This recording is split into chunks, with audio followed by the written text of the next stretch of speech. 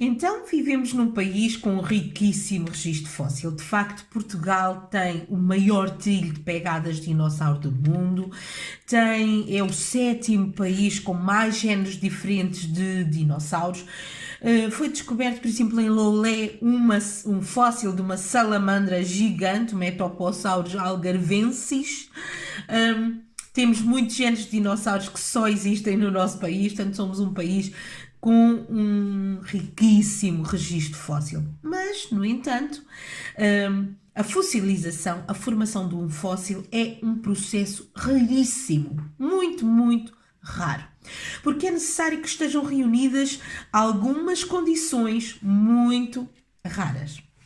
Uma delas é, pensem naquilo que acontece quando, por exemplo, um animal morre. Quando um animal morre, se não for comido, ele vai decompor-se. O seu corpo sofre decomposição. Ou então os agentes externos da geodinâmica externa vão fragmentando, vão destruindo o ser vivo.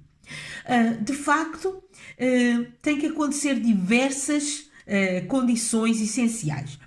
Então, a primeira é que o ser vivo tem que ser rapidamente coberto por sedimentos para ficar ao abrigo do oxigênio, para ficar ao abrigo de predadores. Portanto, para que não sofra a decomposição, para que não sofra uma alteração muito significativa. Depois, é essencial, quase que tenha partes duras, partes que permaneçam mais tempo sem se desintegrarem, sem sofrerem a decomposição.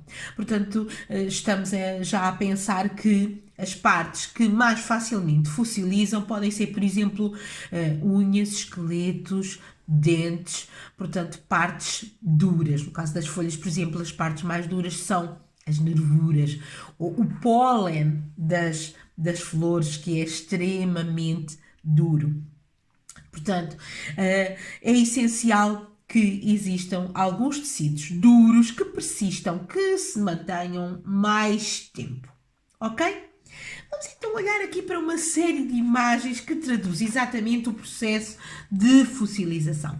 Portanto, o que tem que acontecer é que o animal, cá está, morreu e rapidamente ele tem que ser coberto por sedimentos, ficar fora do contacto com o oxigênio ou rapidamente ser escondido de predadores. Ok? Cá está. E à medida que os restos do ser vivo, portanto, as partes moles desaparecem, não é? E ficam as partes duras, não é? Outra condição essencial. E à medida que estas partes duras persistem, o que vai acontecendo é que as substâncias minerais, este é o processo de fossilização mais comum, as partes minerais vão ficando impregnadas por substâncias minerais dos sedimentos que as envolvem. Ok? E depois, para que nós possamos saber que existe este fóssil, cá está, ele tem que ser descoberto. Portanto, reparem, portanto, há aqui um processo gradual, muito lento, não é? Que acontece e apenas em condições muito, muito raras. Vamos agora estudar que tipos de fossilização existem na natureza. Vamos então ver o primeiro processo de fossilização, que é a mineralização. Imaginem que este peixe que temos aqui morreu. Morreu, foi coberto por sedimentos, ok? E as partes moles vão desaparecendo gradualmente até ficarem as partes duras, correto? O que vai acontecendo é que ao longo do tempo as substâncias minerais que envolvem o ser vivo, elas vão penetrar nos seus tecidos, ok? E vão substituindo a matéria orgânica que entrava na constituição do ser vivo por estas partículas minerais. Portanto, vai haver aqui uma substituição da matéria orgânica do ser vivo por partículas minerais no próprio meio na qual estas partes duras estão depositadas. Certo? Então, este processo nós designamos por mineralização. Outro processo comum de fossilização é a moldagem. A moldagem, ou seja, o ser vivo deixar um molde do seu corpo. Reparem, eu tenho aqui um gastrópode, correto? E ele deixa o seu molde externo, neste caso externo, em sedimentos finos, ok? Portanto, eu tenho aqui sedimentos finos e este gastrópode deixou aqui o seu molde exterior, ok? Também pode haver um molde interior. No caso desta torritela, o que aconteceu foi um processo de moldagem interior. Interior porquê? Porque as substâncias minerais, vocês podem ver, entraram com certeza dentro da concha e preencheram a sua concha. A concha desintegrou-se, mas ficou lá o molde interior, não é? O molde interior do ser vivo, correto? Mas reparem, pode acontecer ainda outra coisa extraordinária, que é, nós temos aqui o molde, então, deste ser vivo, correto? Mas pode acontecer que este molde solidifique e novos sedimentos penetrarem no molde e eu vou ter aquilo que se designa de contramolde.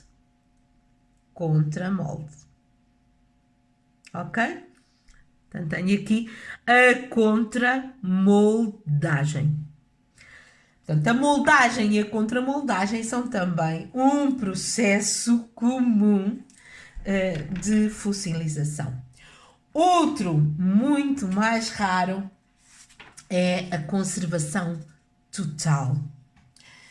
A conservação total pode ocorrer em resina.